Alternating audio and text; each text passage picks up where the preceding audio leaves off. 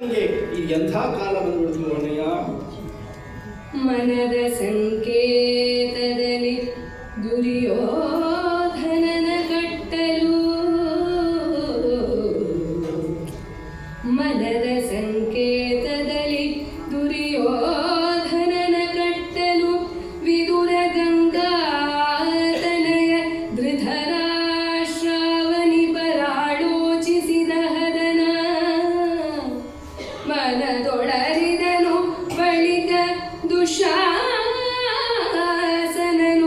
ದುರ್ಯೋಧನಗೆ ಇನಿಬರ ನೆನಹ ಭಿನ್ನಹ ಮಾಡಿದನು.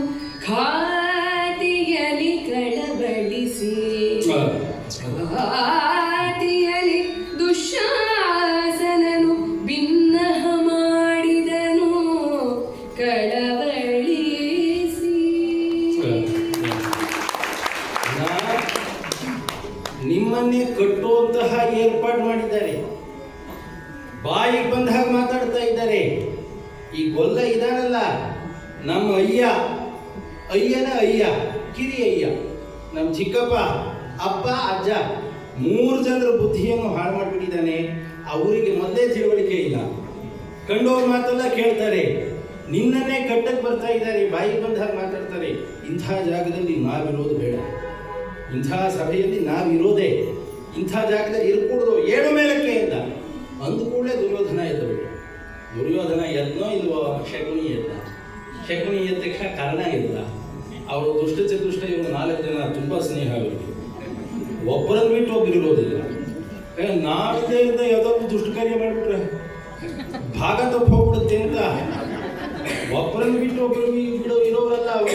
4 ಜನರು ಹೊರಟು ಹೊರಗಡೆ ಹೋಗಿ ಒಂದು ಗೌಪ್ಯವಾದ ಸ್ಥಳದಲ್ಲಿ ಅವರು ಒಂದು ಮೀಟಿಂಗ್ಸ್ ಕರೆಬಿಟ್ಟಿದ್ದಾರೆ, ಒಂದು ಸಭೆ. ಏನು ಮಾಡೋದೀಗ ಅಂತ ಶಕುನಿ ನೋಡಿದ.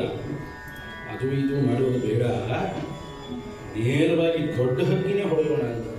ದೊಡ್ಡ ಹಣ್ಣನ್ನೇ ಅಂದ್ರೆ ಏನೋ ಬಂದಿದ್ದಾನಲ್ಲ ಕೃಷ್ಣ, ಅವರನ್ನೇ ಕಟ್ಟಾಕಿದ್ರಾಯ್ತು. ಏನು ಮಾಡ್ತಾರೆ ಪಾಂಡವರು?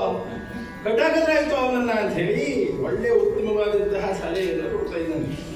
ಎರಡು ಬಲವನು ಮಸೆದು ಕೊಲಿಸುವ ಭರವೇ ಯಾದವನದು ನಿಧಾನಿಸಲು ಹರಿ ನಮಗೆ ಮುರವೈರಿಯಲ್ಲದೆ ಪಾಂಡುನಂದನರೇ ತರಿಸಿ ಹುರಿದೇಣುಗಳನ್ನು ಈತನ ಕರವೆರಡ ನೊಡೆ ಬಿಗಿದಡೆ, ಈತನ ಕರವೆರಡ ನೊಡೆ ಬಿಗಿದೊಡೆ ಅವದಿರು ಕೆರಳಿ ಮಾಡುವುದಾವುದು ಎಂದನು ಕೌರವರಾಯ.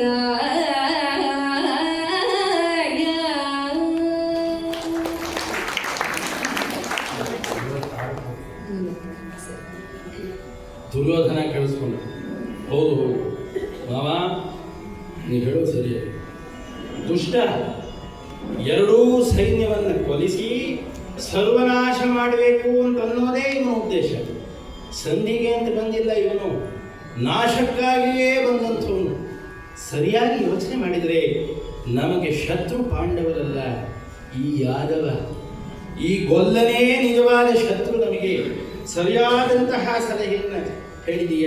ಹುರಿ ನೇಣುಗಳನ್ನು ತರಿಸಿ, ಹಗ್ಗವನ್ನು ತರಿಸಿ ಕೃಷ್ಣನನ್ನು ಕಟ್ಟಾಕಿಬಿಡೋಣ. ಕೃಷ್ಣನನ್ನು ಕಟ್ಟಾಕಿದ್ರೆ ಪಾಂಡವರು ಕೆರಳಿ ಏನು ಮಾಡ್ತಾರೆ? ಸ್ವಲ್ಪ ಹೊತ್ತು ಕುಕ್ಕೊಳ್ತಾರೆ. ಕುಕ್ಕೊಳ್ಳಿ, ನಮಗೇನು ಹೊಸದಲ್ಲ, ಅದು ಏನೂ ಮಾಡೋಕ್ಕಾಗೋದಿಲ್ಲ. ಕೃಷ್ಣನನ್ನು ಕಟ್ಟಾಕಿಬಿಡೋಣ ಅಂತ ಹೇಳಿ ಮುಂದುವರಿಸ್ತಾ ಇದ್ದಾನೆ. ಈ ಬೆಂಕಿಗೆ ಗಾಳಿಯೇ ಜೀವ. ಗಾಳಿ ಇಲ್ಲದೆ ಹೋದರೆ ಬೆಂಕಿ ಉಳಿಯೋದಿಲ್ಲ. ಪಾಂಡವರು ಅನ್ನುವಂತಹ ಬೆಂಕಿಗೆ ಕೃಷ್ಣನೇ ಗಾಳಿ.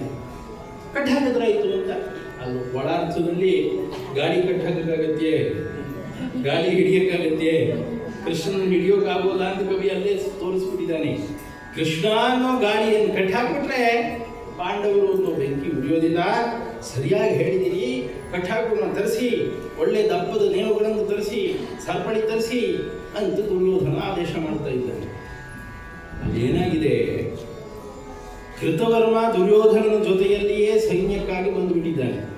ಅವನಿರೋದನ್ನು ಮರ್ತು ಬಿಟ್ಟಿದ್ದಾರೆ, ಮತ್ತೆ ಸಭೆ ಮಾಡ್ತಾ ಇದ್ದಾರೆ. ಕೃತವರ್ಮನಿಗೆ ಎಲ್ಲ ಕೇಳಿಸ್ಬಿಡ್ತು. ಎಂಥ ನೀಚರಥ, ಕೃಷ್ಣನ ಸಹಾಯವನ್ನೇ ತಗೊಂಡು ಅಂಥ ಪರಮಾತ್ಮನನ್ನ ಕಟ್ತಾ ಇದ್ದಾರಲ್ಲ ಅಂಥೇಳಿ ಕೃತವರ್ಮ ಸಾತ್ಯಕಿಯ ಬಳಿಗೆ ಹೋಗಿ, ನೋಡು ಹೀಗೆಲ್ಲ ಏರ್ಪಾಟಾಗಿದೆ, ಕೃಷ್ಣನಿಗೆ ಹೇಳ್ಬಿಡು, ಏನು ಹೆದರಬೇಡ ಅಂಥೇಳಿ ಎಲ್ಲ ತಯಾರಿ ಮಾಡ್ಕೊಳ್ಳೋಣ ಅಂಥೇಳಿ ಸಾತ್ಯಕಿಗೆ ಹೇಳಿದ. ಸಾತ್ಯಕಿಗೆ ಸಿಟ್ಟು ಬಂದ್ಬಿಡ್ತು. ಆಳು ಕುದುರೆಗಳ ಬಾಗಿಲಿಗೆ ಬರ ಹೇಳು, ಎಲ್ಲ ಸಿದ್ಧವಾಗಿಬಿಡ್ಲಿ, ಬಿಚ್ಚುಗತ್ತಿ ಹಿಡ್ಕೊಂಡು ನಿಂತಿರಲಿ, ಕೃಷ್ಣನಿಗೆ ಹೋಗಿ ಹೇಳ್ತೇನೆ, ಕೃಷ್ಣನ ಅಪ್ಪಣೆ ಪಡೆಯುತ್ತೇನೆ, ಕೃಷ್ಣ ಹೂ ಅಂದ್ರೆ ಒಮ್ಮೆಗೆ ನುಗ್ಗಿ ದುರ್ಯೋಧನನ ರಘುತವನ್ನ ಕುರುಕುಲ ಭೂಮಿಯಲ್ಲಿ ನಾದುವುದು, ಕಡ್ದು ಹಾಕ್ಬಿಟ್ಟು ಎಲ್ಲ ಸರ್ವನಾಶವನ್ನು ಮಾಡಿಬಿಡೋಣ ಅಂತ ಹೇಳಿ ಸಾತ್ಯಕಿ ಬಂದು ಪರಮಾತ್ಮ ನಿಂತಿದ್ದಾನೆ. ಹಾಗೆ ಬಾಗಿ ಪರಮಾತ್ಮನ ಕಿವಿ ಬಳಿಗೆ ಹೋಗಿ, ಕೃಷ್ಣ, ದುಷ್ಟರು ಈ ಏರ್ಪಾಡು ಮಾಡ್ತಾ ಇದ್ದಾರೆ, ಇಂಥದ್ದೆಲ್ಲ ಆಗ್ಬಿಟ್ಟಿದೆ, ಅದನ್ನು ನೀನು ಯೋಚನೆ ಮಾಡಬೇಡ, ನಾವೆಲ್ಲ ತಯಾರಿ ಮಾಡ್ಕೊಂಡು ಬಿಟ್ಟಿದ್ದೀವಿ, ನೀನು ಭಯಪಡಬೇಡ. ಕೃಷ್ಣನಿಗೆ ಭಯ ಯಾರಿಂದ ನಿರ್ಭಯತ್ವ ಸಿಗುತ್ತೋ ಅಂಥ ಪರಮಾತ್ಮ ಅವನು. ದ್ವಿತೀಯಾತ್ವೈ ಭಯಂ ಭವತಿ, ಏಕಮೇವಾದ್ವಿತೀಯ ಅವನು. ಅವನಿಗೆ ಎಂಥ ಭಯ, ಯಾರಿಂದ ಭಯ? ಭೀಷಾಸ್ಮಾತ್ ವಾತಪ್ರವತೆ ಭೀಷೋದೇತಿ ಸೂರ್ಯ, ಉಪನಿಷತ್ತು.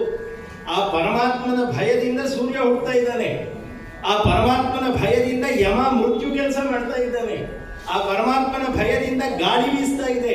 ಅಂಥ ಪರಮಾತ್ಮನಿಗೆ ಭಯವೇ? ಭಯ ಅಂದ್ರೆ ಏನು? ನಗ್ಬಿಟ್ಟಂತೆ ಪರಮಾತ್ಮ, ಏನು ಯೋಚನೆ ಮಾಡಬೇಡ ಅಂತ ಕೂಡಲೇ ನಗ್ಗು ಬಿಟ್ಟು ಭೀಷ್ಮರ ಕಡೆಗೆ ತಿರುಗಿ, ಭೀಷ್ಮರೇ, ನಿಮ್ಮ ಮೊಮ್ಮಗನ ಸಾಧನೆಗೆ ಇನ್ನೊಂದು ಗರಿ ಸೇರ್ತಾ ಇದೆ. ದೂತರನು ಕಟ್ಟುವುದು ರಾಯರಿಗೆ ತರುಚಿತವು, ನಮ್ಮ ಕಟ್ಟಲು ಕಾತರಿಸುತ್ತಿದೆ ನಿಮ್ಮ ಮೊಮ್ಮಂದಿರನು ನೀ ಕರೆಸಿ ಮಾತನಾಡಿಸಿ ನೋಡು, ನಮಗೆ ಭೀತಿ ತಾನಿಲ್ಲೆನಲು ಗಂಗಾಜಾತ ಧೃತರಾಷ್ಟ್ರಂಗೆ ನುಡಿದನು ರವನ ಹದನ.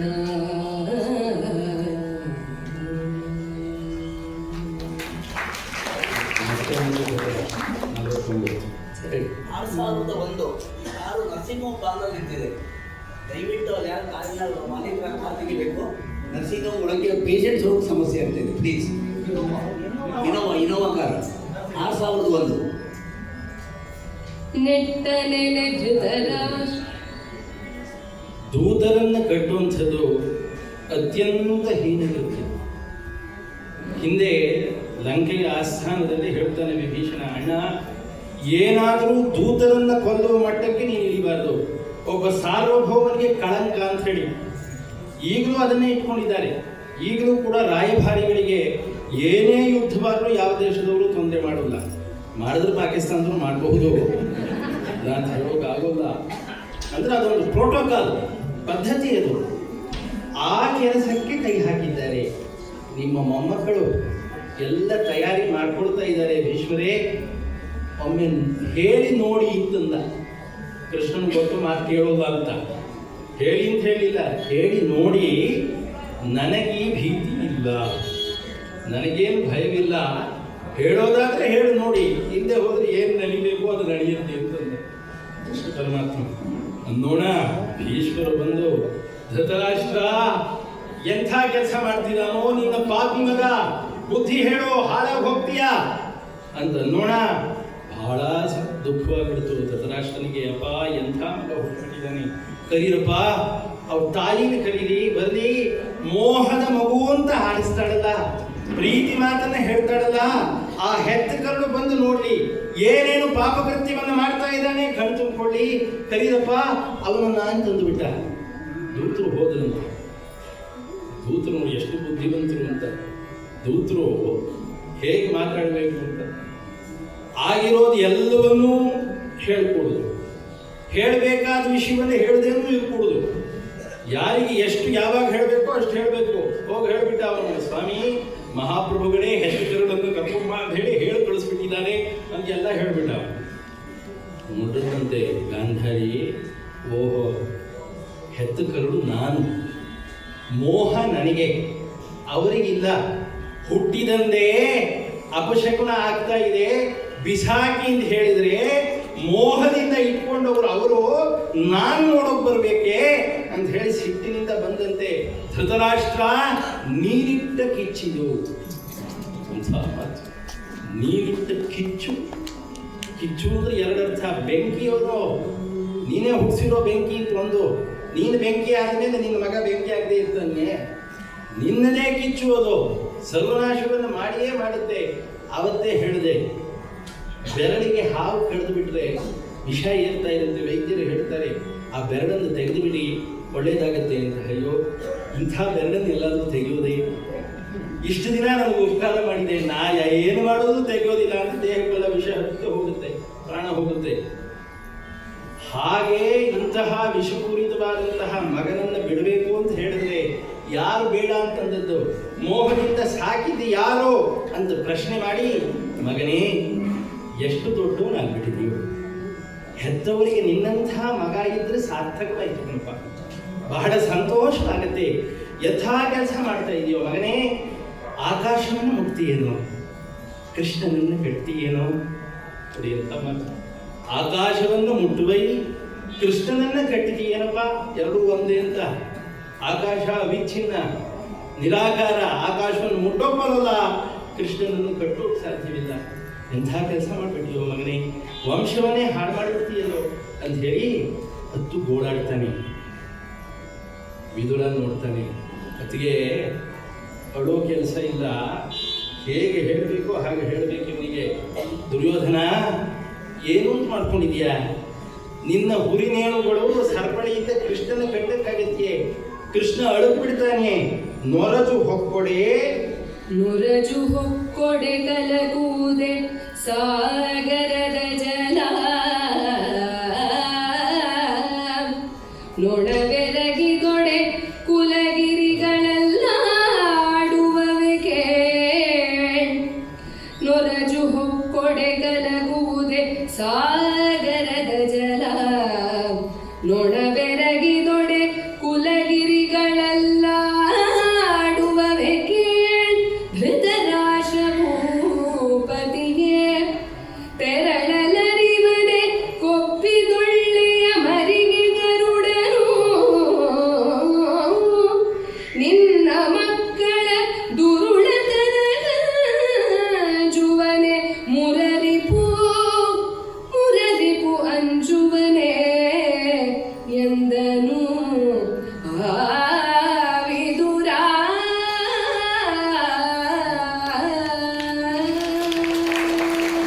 ಧೃತರಾಷ್ಟ್ರ ಅಳುತ್ತಾ ಕೂತು ಪ್ರಯೋಜನವಿಲ್ಲ, ಕೃಷ್ಣನನ್ನ ಕಟ್ಟಕ್ಕಾಗತ್ತೆಯೇ?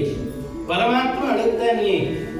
ನೊರಜು ಹೊಕ್ಕೊಡೆ, ಕಲ್ಲಿನ ಪುಡಿ, ಒಂದು ಅಲ್ಪವಾದದ್ದು ಗಾಜಿನ ಪುಡಿ, ಸಮುದ್ರಕ್ಕೆ ಒಂಚೂರು ಬಿದ್ದ ಕೂಡಲೇ ಸಮುದ್ರವಲ್ಲ ಅಲ್ಲೋದು ಕಲ್ಲೋದು ಆಗ್ಬಿಡುತ್ತೆ. ಪರ್ವತದ ಮೇಲೆ ನೊಣ ಹೋಗಿ ಧೊಪ್ಪಂದು ಕೂತಿದ್ರೆ ಪರ್ವತ ಕುಸಿಯತ್ತೆಯೇ? ಒಂದು ಆನೆ ಇತ್ತಂತೆ, ಆನೆ ಮೇಲೆ ನೊಣ ಕೂತಿತ್ತು, ಒಂದು ಅರ್ಧ ಗಂಟೆ ಕೂತಿತ್ತು. ಆಮೇಲೆ ಪಾಪ ಬದುಕೊಳ್ಳಿ ಅಂತ ಹೇಳಿ ಎದ್ದು ಮುಂದೆ ಬಂದು, ಆನೆ ನಿನ್ನ ಮೇಲೆ ಅರ್ಧ ಗಂಟೆ ಕೂತಿದ್ದೆ, ಪಾಪ ನೀನು ಉಳುಕು ಅಂತ ಹೇಳಿ ಎದ್ದಿದ್ದೀನಿ. ಆನೆ ಹೇಳ್ತಂತೆ, ಬಹಳ ಧನ್ಯವಾದ ಗಣಪ, ಮುಂದಿನ ಸತಿಯಿಂದ ಕೂರ್ಬೇಕಾದ್ರೆ ಹೇಳು ಕೂರು ಅಂತಂದು. ಮುಂದಿನ ಸಲದಿಂದ ಕೂರ್ಬೇಕಾದ್ರೂ ಒಂದ್ಸತಿ ನಾನು ಕೂರ್ತಾ ಇದ್ದೀನಿ ಅಂತ ಹೇಳು ಕೂರು. ಯಾಕೆ ಅಂದ್, ನೀ ಇಷ್ಟೊತ್ತು ಕೂತಿದ್ದೆ ಗೊತ್ತಾಗಿಲ್ಲ ಅಂತ. ಎಲ್ಲಾದ್ರೂ ಉಂಟೆ? ನೊಣ ಕೂತ್ರ ಪರ್ವತ ಅಳ್ಕೋದು ಎಲ್ಲಾದ್ರೂ ಉಂಟೆ? ಒಂದು ಕೊಬ್ಬಿದ ಹಳ್ಳೆ, ಒಂದು ಕೆರೆ ಹಾವೋ ಏರಿ ಹಾವೋ ಕೊಳಕೊಂಡ್ರಿಗೋ ಎಂಥವು ಒಂದು ಹಾವು ಅದು ಹೇಳ್ತಾ ಇದೆಯಂತೆ, ಏ ಗರುಡ ಎಲ್ಲ ಹೆದರ್ತಾ ಇದ್ದಾರಲ್ಲ, ಬರ್ಲಿ ನನ್ನ ಬಾವಿಗೆ ಬರ್ಲಿ ಗರುಡ, ಒಂದ್ಸತಿ ಕುಟುಕ್ದೆ ಅಂದ್ರೆ ಗರುಡ ತಲೆ ತಿರುಗಿ ಹೋಗುತ್ತೆ, ಬರ್ಲಿ ಇಲ್ಲಿಗೆ ಅಂತ. ಹೇಗಿದ್ರು ಬರೋಲ್ಲ ಗೊತ್ತು, ಗರುಡ ಈ ನೀರಲ್ಲೇ ಆ ಉಟ್ಕೊಂಡ್ ಬರ್ತಾನೆ ಇಲ್ಲಿಗೆ, ಹೇಗಿದ್ರು ಬರೋಲ್ಲ ಅಂತ ಅಲ್ಲೇ ಕೂಗತ್ತಂತೆ. ಗರುಡ ಬರ್ಲಿ ಅಂತ ಹೇಳಿ ಅದಕ್ಕೆ ಬೆಲೆ ಇದೆಯೇ? ಕೂಗಿದ್ರೆ ಗರುಡ ಅನಿಸ್ತಾನೆ. ಇದೆಲ್ಲ ಬರಿಯ ಮಾತು, ಉಪಚಾರದ ಮಾತು. ಪರಮಾತ್ಮನ ಯೋಗ್ಯತೆ ಎಂಥದ್ದು, ಅವನ ಸ್ವರೂಪ ಎಂಥದ್ದು, ಪರಮಾತ್ಮನ ದಿವ್ಯವಾದಂತಹ ಲೀಲೆ ಎಂಥದ್ದು. ಧೃತರಾಷ್ಟ್ರ ಸಾಧಾರಣನಲ್ಲ. ಇವನ ರೋಮ ರೋಮದಲ್ಲಿ ಅಖಿಲ ಬ್ರಹ್ಮಾಂಡ ಕೋಟಿಗಳು ನಲಿದಾಡುವುದು ಗಡ. ಒಂದೊಂದು ರೋಮದಲ್ಲಿ 14 ಭುವನ ನಲಿದಾಡುತ್ತೆ. ಗಮನಿಸ್ಬೇಕು, ನಲಿದಾಡುತ್ತೆ ಅಂದ್ರೆ ಏನು, ಅಲ್ಲಷ್ಟೇ ಇನ್ನೂ ಜಾಗ ಉಳಿಯುತ್ತೆ ಅಂತ. 14 ಲೋಕ ಒಂದೊಂದು ರೋಮದಲ್ಲಿ ಸೇರ್ಕೊಂಡ್ಬಿಟ್ಟು ತುಂಬಿ ಬಿಡೋದಿಲ್ಲ, ಇನ್ನೂ ಅಷ್ಟು ಜಾಗ ಉಳಿಯುತ್ತೆ. ಅಂತಹ ಪರಮಾತ್ಮನೇನು ಲೋಕ ಮೈಮರೆವಂದು ಜಲಧಿಗಳೌಗಿ ಹಳಚುವ ಹೊತ್ತು ತಾನಿಹನು ಏಕಮೇವಾದ್ವಿತೀಯ ಪರಮೇಕೈಕ ಅಹಂ ಎಂದು ಏಕಮಾತ್ಮ ಎಂದು ವೇದಾನೀಕ ಕೈವಾರಿಸಲು ಮೆರೆವ ನಿರಾಕೃತಿಯ ಪರಬೊಮ್ಮರು ನಿರಾಕೃತಿಯ ಪರಬೊಮ್ಮರೂಪಿನ ತಾತ ನಿರಾಕೃತಿಯ ಪರಬೊಮ್ಮರೂಪಿನ ತಾತ ನೋಡಿದ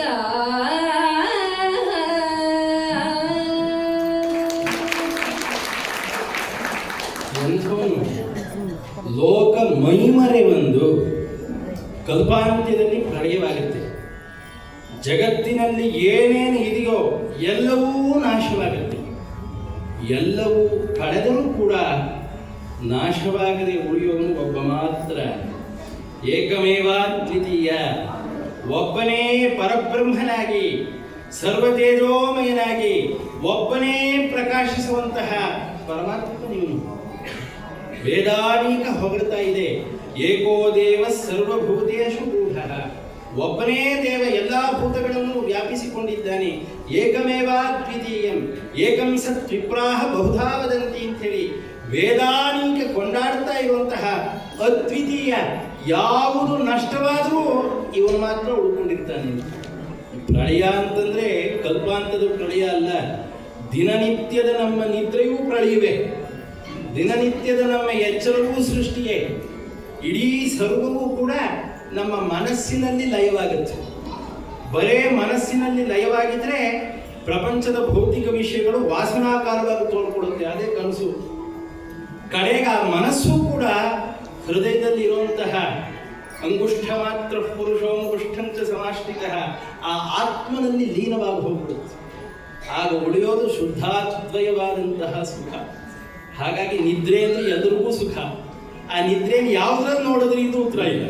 ಕಣ್ಣಲ್ಲಿ ನೋಡಿದ್ರೆ ಆ ಕಣ್ಣಿರೋದಿಲ್ಲ, ಕಿವಿಲಿ ಕೇಳಿದ್ರೆ ಕಿವಿ ಇರೋದಿಲ್ಲ. ಅನುಭವ ರೂಪನಾಗಿ ಕೇವಲ ಪ್ರಕಾಶಮಾನವಾಗಿ ಅರಿವಿನ ರೂಪದಲ್ಲಿದ್ದಾನೆ. ಅದೇ ಪರಬ್ರಹ್ಮ ರೂಪ, ಅದೇ ಪರಮಾತ್ಮನ ನಿಜವಾದಂತಹ ಅಸ್ತಿತ್ವ. ಇಡೀ ವಿಶ್ವವನ್ನು ಕಳೆದರೂ ಉಳಿಯುವಂತಹ ಆ ಮಹಾದೇವ ಇವನು, ವಿಶ್ವರೂಪಿ ಇವನು ಅಂತ ಹೇಳ್ತಾ ಇರೋಣ. ಅಯ್ಯೋ ಇರೋದೇ ಎಸತಿ ಕೇಳಿಲ್ಲ, ಕಟ್ರೋ ನೀವು ಒಂದ ನೇಣು ಇದೆಲ್ಲ ತಗೊಂಡು ಮುಂದುವರೆದ್ರು. ಪರಮಾತ್ಮ ನೋಡಿದಂತೆ ವಿಶ್ವರೂಪ ವಿಹಾರಿ ಮುರಗೈಲಿ ನೋಡ್ದ, ವಿಶ್ವರೂಪ ಭಾವವನ್ನು ಧರಿಸ್ದ.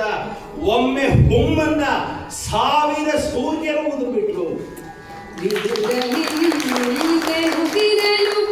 ಮಿಂಚಿನ ಹೊದರು ಹುರಿಕೊಂಡಂತೆ ಪ್ರವಿಶದ ಉದುರಿದು ಮೈ ಮುರಿದು ನಿಂದಡೆ ದೇವರಂಗದಲ್ಲಿ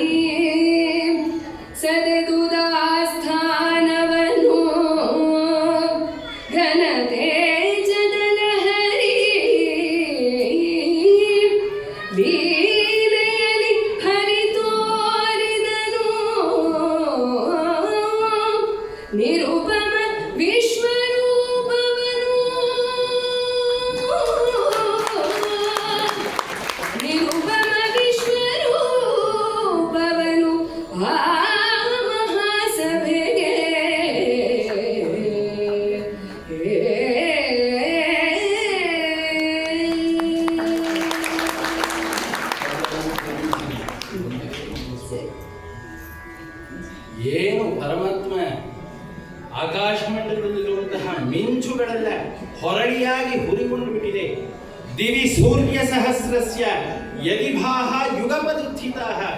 ಸಾವಿರ ಸೂರ್ಯನ ಪ್ರಕಾಶ ಒಮ್ಮೆನೇ ಬಂದಾಗಾಯ್ತು. ಅವನ ಸ್ವರೂಪ ಎಂಥದ್ದು.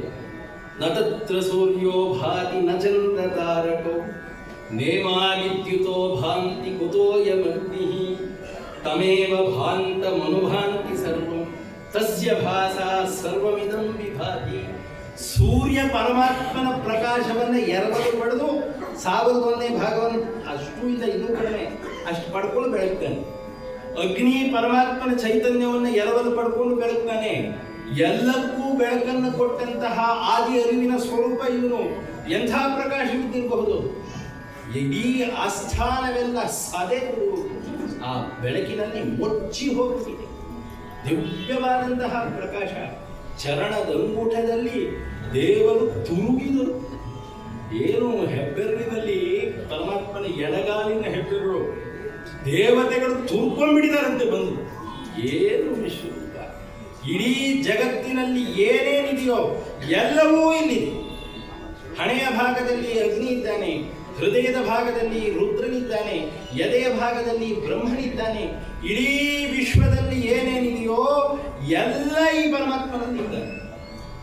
ವಿಶ್ವರೂಪವನ್ನು ತೋರಿಸ್ಬಿಡ್ತಾನೆ. ಇಂಥ ರೂಪ, ಅಂಥ ಪಾರ್ಥನಿಗೆ ಆಗ ಮುಂದಿನ ವಿಶ್ವರೂಪದಲ್ಲಿ ನೋಡಿ ಭಯವಾಗಿಬಿಡುತ್ತೆ. ಸ್ವಾಮಿ ಸಾಕಪ್ಪ, ನಿನ್ನ ಮುಂದಿನ ರೂಪ ತೋರೆಯಿಂದ ನಿನ್ನ ಮೊದಲನೇ ರೂಪವನ್ನ, ಆ ಸ್ನೇಹದ ರೂಪವನ್ನು ತೋರಿಸಿ ಪಾರ್ಥ ಪ್ರಾರ್ಥನೆ ಮಾಡ್ತಾನೆ. ಇದು ವಿಶೇಷವಾದ ವಿಶ್ವರೂಪ. ಪರಮಾತ್ಮ 5 ವಿಶ್ವರೂಪಗಳನ್ನು ತೋರಿಸಿದ್ದಾನೆ. 2 ಬಾರಿ ತಾಯಿಗೆ ಬಾಯಲ್ಲಿ, 1 ಬಾರಿ ಇಲ್ಲ 2 ಬಾರಿ ತೋರಿಸ್ತಾನೆ ತಾಯಿಗೆ ಬಾಯಲ್ಲಿ. ಉದ್ಯೋಗ ಪರ್ವದಲ್ಲಿ ಇದೊಂದು ವಿಶ್ವರೂಪ, ಭೀಷ್ಮ ಪರ್ವದಲ್ಲಿ ಒಂದು ವಿಶ್ವರೂಪ. ಆಮೇಲೆ ಅಕ್ರೂರ ಪರಮಾತ್ಮನನ್ನ ಕರ್ಕೊಂಡು ಹೋಗೋದಕ್ಕೆ ಬಂದಾಗ ನದಿನೇ ಅವನಿಗೆ ತಂದು ರೂಪವನ್ನು ತೋರಿಸ್ತಾನೆ. ನೀನು ಕರ್ಕೊಂಡು ಹೋಗ್ತಿರೋದು ಸಾಧಾರಣವಲ್ಲ, ಅಲ್ಲಿಗೆ ಬಂದ್ರೆ ನಿಮ್ಮ ಪರಿಸ್ಥಿತಿ, ನಿಮ್ಮ ಕೆಲಸದ ಪರಿಸ್ಥಿತಿ ಏನಾಗುತ್ತೆ ನೋಡ್ಕೊ ಅಂತ ಹೇಳಿ ನದಿಯಲ್ಲಿ ಅಕ್ರೂರನಿಗೆ ಒಂದ್ಸತಿ ತೋರಿಸ್ತಾನೆ. 5 ವಿಶ್ವರೂಪಗಳನ್ನು ತೋರಿಸ್ತಾನೆ. ವಿಶ್ವರೂಪ ಅಂದ್ರೆ ವಿರಾಟ್ ರೂಪ. 2 ಥರ ವಿಶ್ವರೂಪ ಇದೆ. 2 ರೀತಿ ಅಂತಂದ್ರೆ, ಒಂದು ಇಡೀ ಪ್ರಪಂಚದಲ್ಲಿರುವಂತಹ ಎಲ್ಲವನ್ನು ತನ್ನಲ್ಲೇ ತೋರಿಸ್ಕೊಡೋದು. ಇನ್ನೊಂದು ಇಡೀ ಪ್ರಪಂಚವೇ ತಾನಾಗೋದು. ಪ್ರಪಂಚದ ಯಾವ್ಯಾವ ವಸ್ತುಗಳಿದೆಯೋ ಅದೆಲ್ಲವೂ ತಾನೇ ಆಗ ತೋರೋದು ಒಂದು, ಎಲ್ಲವನ್ನೂ ತನ್ನಲ್ಲೇ ತೋರಿಸ್ಕೊಳ್ಳೋದು ಒಂದು. ಬೇರೆ ವಿಶ್ವರೂಪಗಳಲ್ಲೆಲ್ಲ ಇಡೀ ವಿಶ್ವವನ್ನು ತನ್ನಲ್ಲೇ ತೋರಿಸ್ಕೊಂಡಿದ್ದ. ಈ ವಿಶ್ವರೂಪದ ಹೆಚ್ಚುಗಾರಿಕೆ ಏನು ಅಂದ್ರೆ, 2 ತೋರಿಸ್ತಾನೆ. ಇಡೀ ವಿಶ್ವವನ್ನು ತನ್ನಲ್ಲೂ ತೋರಿಸ್ತಾನೆ, ಸರ್ವವೂ ತಾನೇ ಆಗ್ಬಿಡ್ತಾನೆ. ಆ ಪದ್ಯಗಳೆಲ್ಲ ಏನು ಅದ್ಭುತವಾಗಿದೆ. ಈ ಭಾಗಕ್ಕೆ 4 ಗಂಟೆ ಕೊಟ್ಟು ಕಡಿಮೆ. ಇಂಥ ಅದ್ಭುತವಾದಂತಹ ಭಾಗ. ಇಡೀ ವಿಶ್ವವೇ ತಾನಾಗ್ಬಿಟ್ಟಿದ್ದಾನೆ. ಒಳಗೆ ಕಟ್ಟುಬೇಕೋ, ಹೊರಗೆ ಹಿಡಿಬೇಕೋ, ಎಲ್ಲಿ ಹಿಡಿಯೋದು.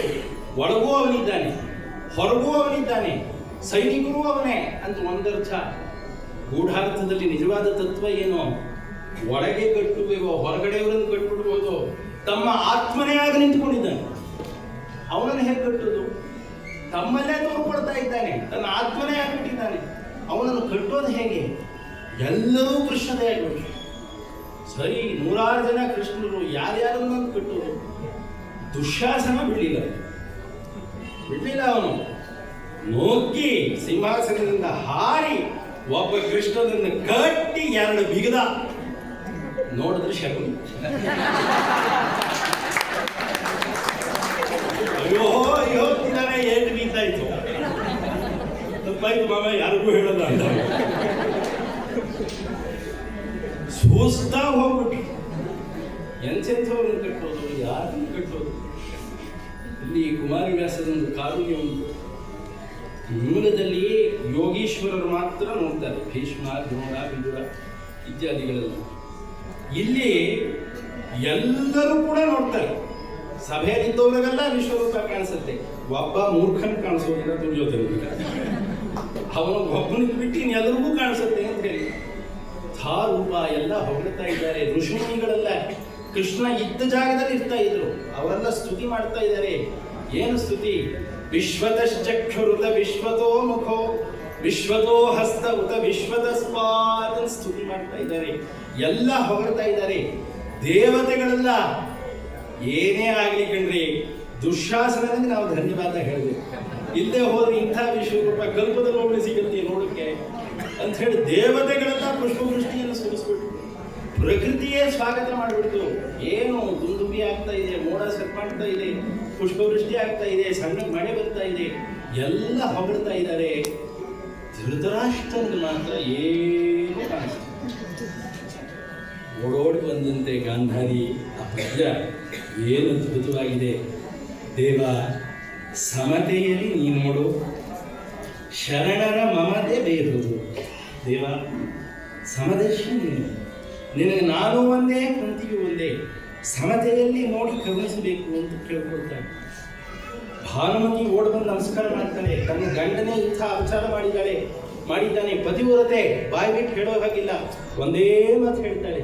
ದೇವ, ಮಾನ ನಿನ್ನದು, ಭಕುತ ಜನದ ಅಪಮಾನ ನಿನ್ನದು. ನಿನಗೇ ಅರ್ಪಣೆ ಮಾಡಿಬಿಟ್ಟಿದ್ದೀನಿ, ಏನು ಸರಿ ಮಾಡಬೇಕು ನಿನಗೆ ಗೊತ್ತಿದೆ, ಇನ್ನೇನು ಹೇಳೋಕ್ಕಾಗುತ್ತೆ ಸ್ವಾಮಿ ನನಗೆ, ಇದಕ್ಕಿಂತ ಹೆಚ್ಚಿನದನ್ನು ಏನಕ್ಕೆ ಹೇಳೋಕ್ಕಾಗುತ್ತೆ ಅಂತ ನಮಸ್ಕಾರ ಮಾಡ್ತಾರೆ. ಕರುಣಾಸಾಗರ ಪರಮಾತ್ಮ ಕಾರುಣ್ಯ ಹುಟ್ಟಿಬಿಡುತ್ತೆ. ಧೃತರಾಷ್ಟ್ರನಿಗೆ ತನ್ನ ದಿವ್ಯ ರೂಪವನ್ನು ತೋರಿಸಬೇಕು ಅಂತ ಹೇಳಿ ದಿವ್ಯ ಚಕ್ಷುವನ್ನು ದಯಪಾಲಿಸ್ತಾರೆ. ಕಂಗಳನು ಕರುಣಿಸಿದ ನಂದನಂಗೆ,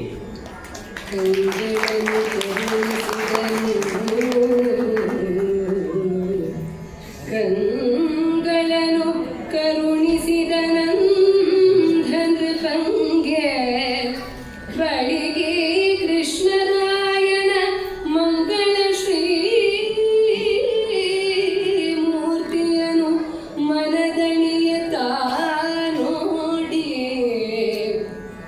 ಕೃಷ್ಣರಾಯನ ಮಂಗಳ ಶ್ರೀ ಮೂರ್ತಿಯನು ಮನದಣಿಯ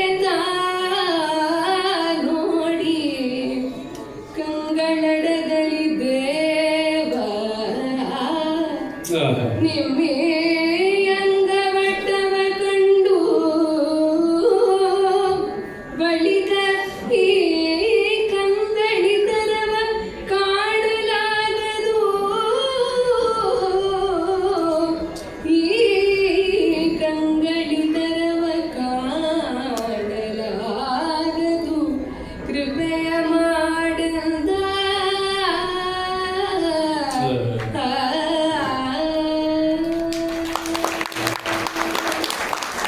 ಕರುಣಾಸಾಗರ ದಿವ್ಯ ದೃಷ್ಟಿಯನ್ನು ದಯಪಾಲಿಸಿದ.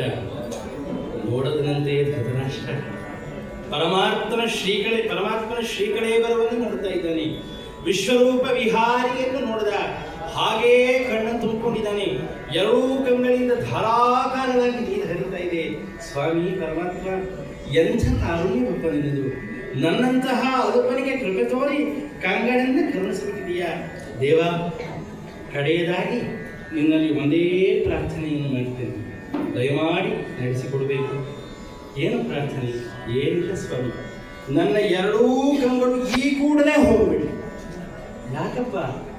ನಿನ್ನ ದಿವ್ಯವಾದಂತಹ ರೂಪವನ್ನು ನೋಡಲಿಕ್ಕೆ ಈ ಕಣ್ಣು ಈ ವಿಷಯದ ಹೊಲಸನ್ನು ನೋಡಬೇಕೆ, ನನ್ನ ದುಷ್ಟ ಮಗನನ್ನು ನೋಡಬೇಕೆ, ಅವನ ಪಾಪಕೃತ್ಯವನ್ನು ನೋಡಬೇಕೆ ಸ್ವಾಮಿ. ಅದು ಒಂದೇ ಹಾಗೇ ಹೃದಯದಲ್ಲಿ ನಿಂತ್ಬಿಡಬೇಕು. ಹಾಗಾಗಿ ಈ ಕಣ್ಣು ಬೇರೆ ಏನನ್ನೂ ನೋಡಬೇಡ, ನನ್ನ ಎರಡೂ ಕಣ್ಣು ಹಿಂಗಿ ಹೋಗ್ಬಿಡ್ಲಿ, ದಯಮಾಡಿ ನೆನೆಸ್ಕೊಡ್ಬೇಕು ಪರಮಾತ್ಮ ಅಂತ ಹೇಳಿ ಬೇಡ್ಕೊಳ್ತಾನಂತೆ. ಸೂರದಾಸರು ಅಂತ ಒಬ್ಬರು ಮಹಾತ್ಮರಿದ್ದರು. ಎರಡೂ ಕಣ್ಣು ಇರಲಿಲ್ಲ. ಪರಮಾತ್ಮನ ಸ್ಮರಣೆ ಮಾಡ್ತಾ ಹೋಗಿ ಬಾವಿ ಬಿದ್ದುಬಿಟ್ಟು ಬಾವಿ ಅಲ್ಲೇ ಭಗವಂತನ ಸ್ಮರಣೆ ಮಾಡ್ತಾ ಇದ್ದಾರೆ. ರಾಧಾ ಕೃಷ್ಣ ಇಬ್ಬರು ಒಟ್ಟಿಗೆ ಇದ್ದರು. ತಡೆಯಕ್ಕಾಗದೆ ಹೋಗಿ ಕೃಷ್ಣನೇ ತನ್ನ ಕೈಯನ್ನು ಹಿಡಿದು ಸೂರದಾಸರನ್ನು ಮೇಲೆ ಭಜನೆ ಮಾಡಕ್ಕೆ ಶುರು ಮಾಡಿಬಿಟ್ರು ಸೂರದಾಸರು. ರಾಧೆಗೆ ತಡೆಯಕ್ಕಾಗಲಿಲ್ಲ.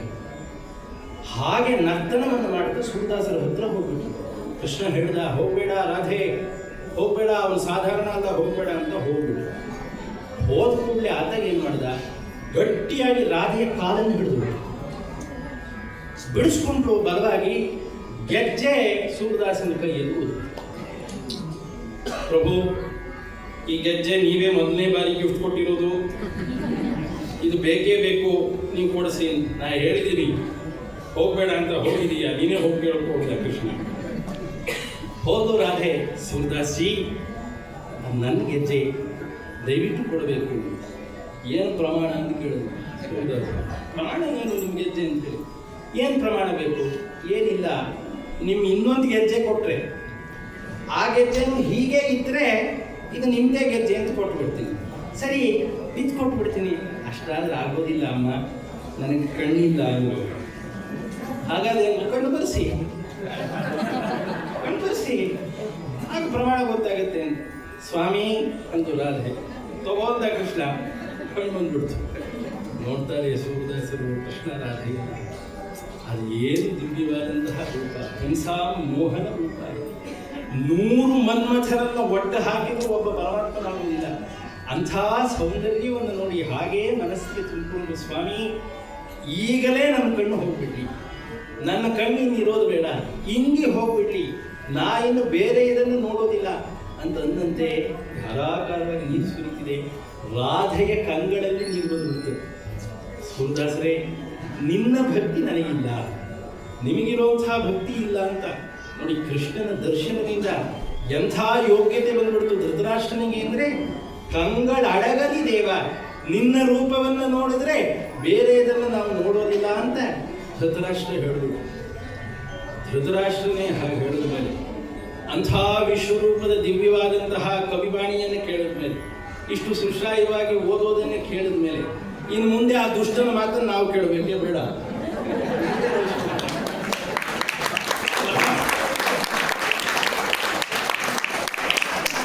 ಪರಮಾತ್ಮನ ಅಂಥ ವಿಶ್ವರೂಪವನ್ನು ನೋಡಿ ಅದನ್ನು ಮನಸ್ಸಲ್ಲಿ ಇಟ್ಕೊಳ್ಳದೆ ಹೇಗೆ ಬಾಯಿಗೆ ಬಂದಿದ್ದರೆ ಮಾತಾಡ್ತಾನೆ ಅವನು ಮುಂದೆ. ಆ ಕೃಷ್ಣನೇ ಎಲ್ಲ ಆದ್ಮೇಲೆ ಅವನೇ ನಾನು ಪ್ರೇರಣೆ ಮಾಡ್ತಾ ಇದ್ದಾನೆ, ಅವನೇ ಯುದ್ಧ ಪ್ರೇರಣೆ ಮಾಡ್ತಾ ಇದ್ದಾನೆ. ನಂತ ಪ್ರೇರಣೆ ಕೇಳ್ತಾನೆ ಅವನು. ಒಬ್ಬರು ಕೇಳಿದ್ರು ನನ್ನ ಹತ್ರ, ಅಂದ್ರೆ ಎಲ್ಲ ಪರಮಾತ್ಮನೇ ಅಂತ ಹೇಳ್ತೀರಿ, ಹಾಗಾದ್ರೆ ನಿಮಗೆ ಕೆನ್ನೆ ಹೊಡೆದ್ರು ಏನು ಅಂತ. ನಾ ಹೇಳಿದೆ, ನಾನು ಸರಿಯಾಗಿ ಹೊಡಿತೀನಿ ಅಂತ. ಎಲ್ಲ ಪರಮಾತ್ಮ ಅಂತಿರದ್ರಿ, ಪರಮಾತ್ಮನೇ ಪ್ರೇರಣೆ ಮಾಡಿದ್ದಾನೆ ಅಂತ. ಆಗ ನಾನಂದೆ, ನೀವು ಮಾಡೋದು ಮಾತ್ರ ಪರಮಾತ್ಮ ಮಾಡೋದು ಅಂತ ಹೇಳ್ತಿಲ್ಲ, ನಾನು ಮಾಡೋದು ಪರಮಾತ್ಮನೇ ಮಾಡೋದು. ನಾನು ಹೊಡೆದ್ರು ಪರಮಾತ್ಮ ಹೊಡೆದಾಗೆ ಅಂತಂದ್ರೆ ಈ ಒಟ್ಟವಾದವನ್ನೆಲ್ಲ ಮಾಡ್ಕೊಂಡು ಹೋಗ್ತಾನೆ. ಅದನ್ನು ಕೇಳೋದು ಬೇಡ. ಈ ಮಂಗಳವಾದಂತಹ ಘಟ್ಟ, ಇಂಥ ಕಥೆಯನ್ನು ಸಭ್ಯರ ಮುಂದೆ ಹೇಳೋದೇ ಒಂದು ಸೌಭಾಗ್ಯ. ಆ ಪರಮಾತ್ಮನ ವಿಶ್ವರೂಪದ ಭಾಗವನ್ನು ಕೇಳೋದೇ ಒಂದು ಸೌಭಾಗ್ಯ. ಇಂಥ ಕಥಾನಕವನ್ನು ಸೇವಾ ರೂಪದಲ್ಲಿ ಮಾಡೋದಕ್ಕೆ ಅವಕಾಶವನ್ನು ಕೊಟ್ಟಂತಹ ನಿಮ್ಮೆಲ್ಲರಿಗೂ ಧನ್ಯವಾದಗಳನ್ನು ಸಮರ್ಪಣೆ ಮಾಡ್ತಾ ಇದ್ದೇವೆ. ಕಡೆಯದಾಗಿ ಒಂದು ವಿಚಾರ, ಅತ್ಯಂತ ಮಹತ್ವವಾದಂತಹ ಕೆಲಸವನ್ನು ಮಾಡ್ತಾ ಇದ್ದೀರಿ. ಗಮಕ ಭವನ ಆಗಬೇಕದು, ಗಮಕ ಭವನವಾಗಬೇಕು. ಅತ್ಯಂತ ಒಳ್ಳೆಯ ಕೆಲಸ. ನಮ್ಮ ಶಾಸ್ತ್ರಗಳು ಹೇಳುತ್ತೆ, ಹುತಂಚ ದತ್ತಂಚ ತಥೈವ ತಿಷ್ಠತಿ. ವಿದ್ಯೆ ಕಲ್ತ್ರೆ ವಯಸ್ಸಾದ್ಮೇಲೆ ಮರ್ತು ಹೋಗುತ್ತೆ, ಬಲ ತಾಂತಾನೆಗೆ ಕಡಿಮೆ ಆಗುತ್ತೆ. ಒಳ್ಳೆ ಜಲಾಶಯ ಮಾಡಿದರೂ ಕೂಡ ಒಂದಾನೊಂದು ದಿನ ಬತ್ತಿ ಹೋಗುತ್ತೆ. ಶಾಶ್ವತವಾದದ್ದು ಯಾವುದು ಅಂತಂದ್ರೆ ಸತ್ಪಾತ್ರರಿಗೆ ಕೊಟ್ಟಂತಹ ದಾನ, ಯಜ್ಞೇಶ್ವರನಿಗೆ ಕೊಟ್ಟಂತಹ ಆಹುತಿ, ಎರಡೇ ಶಾಶ್ವತ ಅಂತ ಲೋಕದಲ್ಲಿ. ಸತ್ಕಾರ್ಯಕ್ಕೆ ಹಣವನ್ನು ವಿನಿಯೋಗ ಮಾಡೋದು ಒಂದು ಯೋಗ, ಎಲ್ಲರಿಗೂ ಅವಕಾಶ ಸಿಗೋದಿಲ್ಲ. ಸತ್ಕಾರ್ಯಕ್ಕೆ ಹಣವನ್ನು ಉಪಯೋಗಿಸಿದ್ರೆ ಆ ಹಣಕ್ಕೆ ಒಂದು ಸಾರ್ಥಕತೆ. ಹಾಗಾಗಿ ಇಂಥ ಯಜ್ಞವಾದಂತಹ ಕಾರ್ಯದಲ್ಲಿ ನಾವೆಲ್ಲರೂ ಕೂಡ ಭಾಗವಹಿಸಬೇಕು. ಎಲ್ಲ ಕಡೆಯ ಗಲಕ ಬಂಧುಗಳು ನಾವೆಲ್ಲ ಭಾಗವಹಿಸಬೇಕು. ಹಾಗಾಗಿ ಇಂಥ ಮಹತ್ ಕಾರ್ಯಕ್ಕೆ ನಮ್ಮ ಅಜ್ಜನವರಾದಂತಹ ಪೂಜ್ಯ ಮಾರ್ಕಂಡೇಯ ಅವಧಾನಿಗಳ ಹೆಸರಲ್ಲಿ 20,000 ರೂಪಾಯಿಗಳನ್ನು ಮಾಡ್ತಾ ಇದ್ದೇನೆ. ಇದೊಂದು ಗಮಕ ಭವನವಾಗಲಿ. ನಮ್ಮ ಹೊಸಳ್ಳಿಯಲ್ಲಿ ಗಮಕ ಭವನವಾಗಿದೆ, ಗಮಕ ಗ್ರಾಮ ಗಮಕ ಭವನ. ಇಲ್ಲೂ ಗಮಕ ಭವನವಾದ ಮೇಲೆ ಅಧಿಕೃತವಾಗಿ, ಈಗಲೇ ಆಗಿದೆ, ಅಧಿಕೃತವಾಗಿ ತುಮಕೂರು ಗಮಕ ನಗರಿ. ನಮ್ಮ ಕಾರ್ಯಕ್ರಮವನ್ನು ಮಂಗಳ ಪದ್ಯದೊಂದಿಗೆ ಮುಕ್ತಾಯ ಮಾಡ್ತಾರೆ. ವೇದ